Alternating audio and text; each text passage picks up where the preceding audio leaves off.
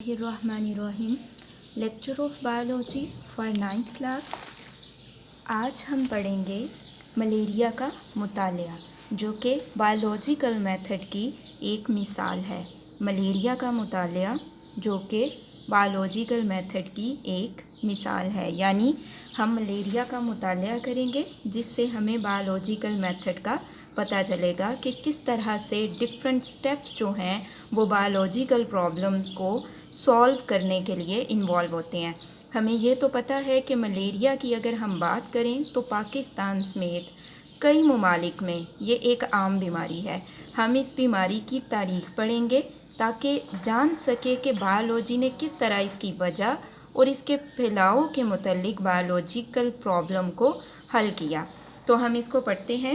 پرانے وقتوں میں تقریباً 2000 سال سے زیادہ پہلے طبیب اس بیماری سے آشنا تو تھے، وہ اس بیماری کے بارے میں جانتے تھے، لیکن وہ اس بیماری کو کیا کہتے تھے کہ یہ بار بار ہونے والی سردی اور بخار کی بیماری ہے۔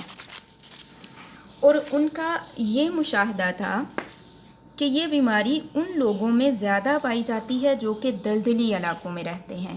کن لوگوں میں زیادہ پائی جاتی ہے؟ ان لوگوں میں زیادہ پائی جاتی ہے جو کہ دلدلی علاقوں میں رہتے ہیں۔ ان کا یہ خیال تھا کہ دلدلی علاقوں کا کھڑا ہوا پانی کیا کرتا ہے؟ ہوا کو زہریلا کر دیتا ہے، اور اس گندی ہوا میں سانس لینے سے لوگوں کو ملیریا ہو جاتا ہے۔ اور اسی یقین کی وجہ سے انہوں نے بیماری کا نام ملیریا یعنی گندی ہوا، جس میں اطالوی لفظ ہے ملیریا، جس میں میلا جو ہے اس کا مطلب ہے گندی اور ایریا کا مطلب ہے ہوا، اور ملیریا کا مطلب کیا ہوا؟ گندی ہوا، ٹھیک ہے۔ اور ان مشاہدات کی مزید وضاحت کے لیے اب کچھ رضاکاروں نے کیا کیا کہ دلدلی علاقوں کا کھڑا ہوا پانی پیا، لیکن انہیں ملیریا نہیں ہوا۔ اب کیا ہے کہ 17ویں صدی میں جب نئی دنیا امریکہ دریافت ہوئی تو بہت سارے پودے دوائی کے طور پر استعمال کے لیے امریکہ سے یورپ بھیجے گئے۔ ایک درخت کیونا تھا جس کی چھال جو ہے وہ اس بیماری کے لیے بہت مناسب تھی، ٹھیک ہے۔ اس کی چھال جو ہے اس کو استعمال کرنے سے بیماری کا علاج ہو جاتا تھا۔ یہ اتنی فائدہ مند تھی کہ بہت جلد ہی یہ ناممکن ہو گیا کہ یورپ میں یہ کافی مقدار میں بھیجی جا سکے۔ اس کا یہ مطلب ہے چونکہ کیونا جو ہے وہ بیماری کے علاج کے لیے بہت اچھی تھی، تو یہ شارٹ ہو گئی، ٹھیک ہے، یہ کم ہو گئی، جس کی وجہ سے کیا ہوا کہ اس کو یورپ میں اس کی جو مقدار ہے وہ پراپر طریقے سے نہیں بھیجی جا سکتی تھی۔ اب کیا ہوا کہ کچھ ڈس آنیسٹ جو تھے تاجر جو تھے، انہوں نے کیا کیا کہ کیونا کی چھال کی جگہ سنکونا کی چھال کو یورپ میں بھیجنا شروع کر دیا۔ اب کیا تھا کہ کیونا کی چھال تو بیماری کے علاج کے لیے مناسب تھی، لیکن سنکونا کی چھال جو ہے وہ بہت عمدہ پائی گئی، بیماری کے علاج کے لیے بہت عمدہ پائی گئی۔ اب کیونا کی جگہ سنکونا کو کیوں بھیجا گیا؟ اس لیے کہ کیونا اور سنکونا کی چھال میں بہت زیادہ مشابہت تھی۔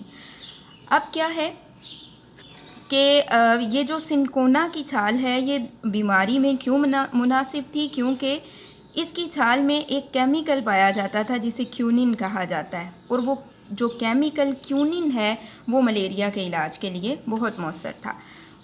اب کیا ہے کہ اس وقت تک طبیب سنکونا سے ملیریا کا علاج تو کر لیتے تھے، مگر ملیریا کی وجہ کوئی نہیں جانتا تھا کہ ملیریا کیوں ہوتا ہے۔ 2 سال بعد یہ معلوم ہوا کہ یہ کچھ بیماریاں ایسی ہیں جو چھوٹے جانداروں کی وجہ سے ہوتی ہیں، اور اسی بات پہ انہوں نے یہ بھی یقین کر لیا کہ ملیریا بھی کسی چھوٹے اور مائکرو آرگنزم کی وجہ سے ہوتی ہے، لیکن انہیں ایگزیکٹلی پتہ نہیں تھا کہ یہ بیماری کیوں ہوتی ہے۔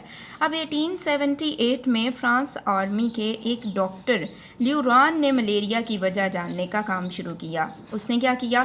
اس نے ملیریا کے ایک مریض کا تھوڑا سا خون لیا اور اسے مائکروسکوپ کے نیچے دیکھا، مائکروسکوپ کے نیچے اس کا مشاہدہ کیا، تو کیا ہوا؟ اس نے خون میں چھوٹے جاندار دیکھے، لیکن لیوران کی دریافت کو دوسرے سائنسدان جو تھے انہوں نے سپورٹ نہیں کیا، انہوں نے لیوران کی دریافت کی حمایت نہیں کی۔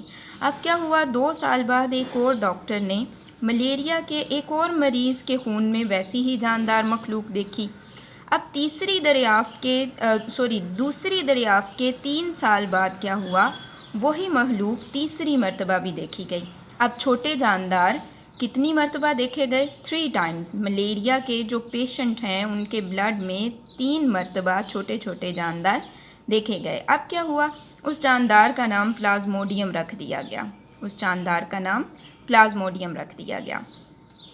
अब 19वीं सदी के आखिरी दौर में मलेरिया के मुतल्लिक कई तजावीज़ सामने आ रही थीं और उस वक़्त तक मलेरिया के बारे में 4 अहम मुशाहदात बन चुके थे, जिनमें पहला क्या था कि मलेरिया का और दलदली इलाकों का कुछ ताल्लुक़ तो ज़रूर है।